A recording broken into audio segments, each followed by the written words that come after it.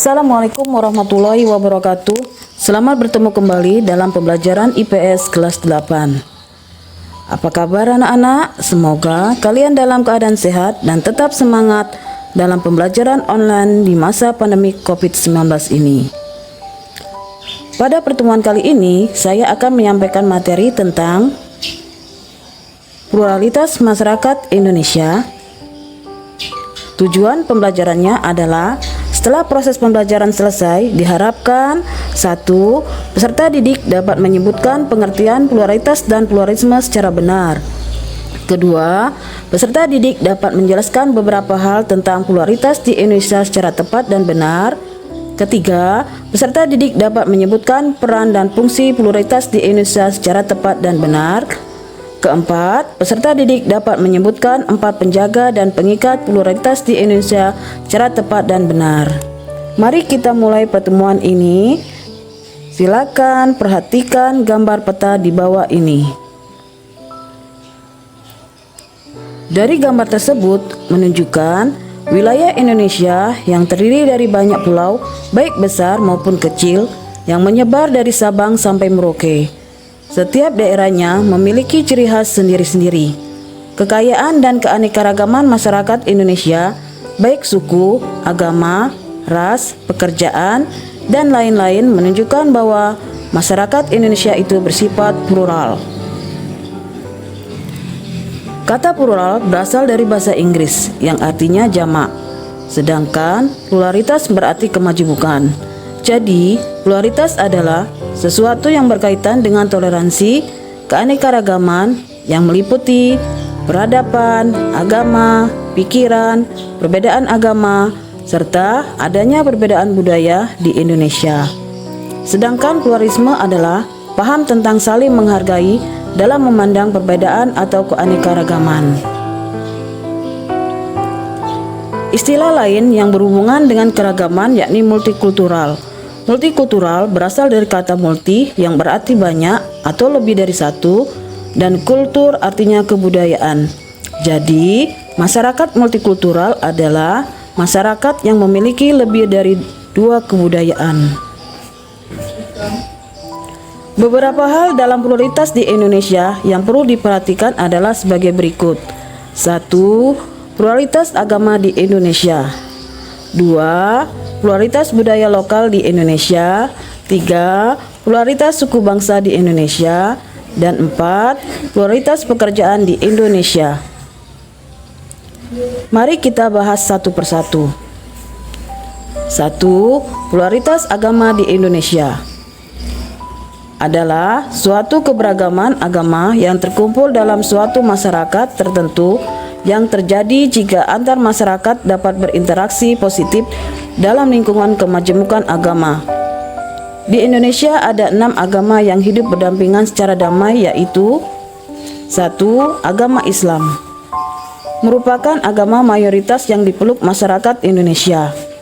Umat Islam memiliki beberapa hari besar yang dirayakan setiap tahun seperti Hari Raya Idul Fitri dan Idul Adha, Tahun Baru Islam atau Hijriah, Maulud Nabi Muhammad SAW, Isra Mi'raj, dan hari Jumat dianggap hari penting bagi umat Islam. Kedua, agama Kristen Protestan berkembang di Indonesia selama masa kolonial Belanda atau VOC sekitar abad ke-16. Berkembang pesat yang ditandai dengan kedatangan para misionaris dari Eropa ke wilayah Indonesia, yaitu Papua Barat, Sumatera Utara, Sulawesi Utara, dan Jawa. Hari besar agama Kristen Protestan adalah Jumat Agung, Paskah, Kenaikan Yesus Kristus, Hari Raya Pentakosta, dan Natal. 3. Agama Kristen Katolik. Kristen Katolik tiba di Indonesia saat kedatangan bangsa Portugis yang diperkuat dengan kedatangan bangsa Spanyol. Hari raya umat Kristen Katolik adalah Hari Natal, Paskah, dan Kenaikan Isa Al-Masih. 4. Agama Hindu masuk ke Indonesia sejak awal abad Masehi.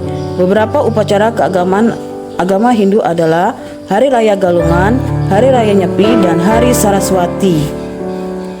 Kelima, agama Buddha Perkembangan agama Buddha diperkirakan terjadi bersamaan dengan perkembangan agama Hindu. Kerajaan Sriwijaya di Sumatera merupakan salah satu pusat studi agama Buddha di Asia Tenggara. Beberapa upacara keagamaan agama Buddha adalah Hari Raya Waisak dan Ulam Bana. Keenam, agama Konghucu. Kehadiran agama Konghucu di Indonesia telah berlangsung berabad-abad lamanya. Tempat ibadahnya adalah kelenteng. Contohnya, kelenteng Ban Hing Kiong di Manado didirikan tahun 1819 dan kelenteng Bon Jiangsu di Surabaya. Hari besarnya adalah Hari Raya Imlek.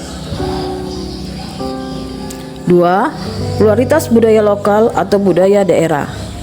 Kebudayaan lokal atau budaya daerah adalah kebudayaan yang dimiliki masyarakat lokal di Indonesia yang mendiami suatu wilayah dengan batas geografis seperti gunung, laut, sungai, lembah, hutan, bukit, selat, persawahan, atau batas-batas buatan manusia seperti tugu, pal, dan gapura. Perbedaan lokasi dan agama menimbulkan perbedaan terhadap budaya di wilayah Indonesia yang disebut dengan budaya lokal atau budaya daerah, yang bisa dilihat dari adanya perbedaan dalam bentuk 1. Pakaian adat 2. Tarian daerah 3. Aneka ragam makanan 4. Alat musik tradisional 5. Upacara adat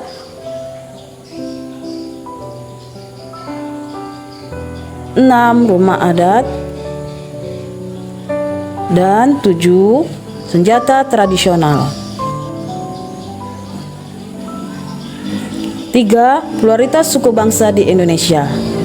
Di Indonesia ada 1.340 suku bangsa menurut sensus BPS tahun 2010 yang menyebar dari Sabang sampai Merauke di 34 provinsi dan pulau-pulau kecil lainnya. Ada 5 suku bangsa terbesar di Indonesia, yaitu suku Jawa, suku Sunda, suku Batak, suku Sulawesi, dan suku Madura. Suku bangsa di Indonesia sejak ribuan tahun yang lalu hidup berdampingan secara harmonis. Mereka hidup bersama untuk bekerja sama membangun bangsa Indonesia. Perbedaan tidak menjadi jurang pemisah bagi mereka untuk bersatu, namun perbedaan dijadikan sebagai pengikat yang kuat untuk bersatu dalam Negara Kesatuan Republik Indonesia. Contoh suku bangsa di Indonesia adalah suku Papua, suku Sumatera, suku Jawa, dan suku-suku bangsa lainnya yang ada di seluruh Indonesia. 4. Pluralitas pekerjaan di Indonesia. Pembagian kerja yang spesifik dari masyarakat industri, kondisi alam, dan ketersediaan fasilitas sesuai kebutuhan masyarakat menjadi faktor penyebab pluralitas pekerjaan dalam kehidupan sosial. Pekerjaan masyarakat di Indonesia bisa terbagi menjadi 2 sektor, yaitu 1. Sektor formal atau resmi. 2. Sektor informal atau tidak resmi.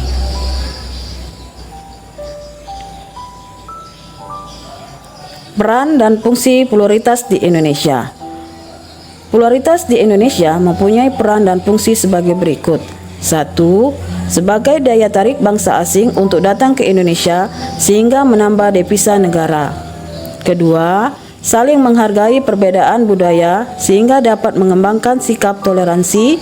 3. Digunakan sebagai alat untuk menjaga persatuan dan kesatuan bangsa Indonesia. Dan 4. Sarana untuk mengembangkan kreativitas dalam bidang seni dan budaya. Pluralitas di Indonesia menjadi sangat kuat dan terkenal di seluruh dunia karena ada 4 penjaga dan pengikat pluralitas di Indonesia, yaitu Pancasila sebagai dasar negara,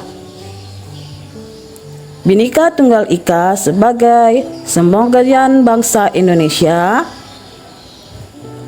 Undang-Undang Dasar 1945 sebagai konstitusional bangsa Indonesia, dan semuanya bergabung dalam 4, yaitu Negara Kesatuan Republik Indonesia.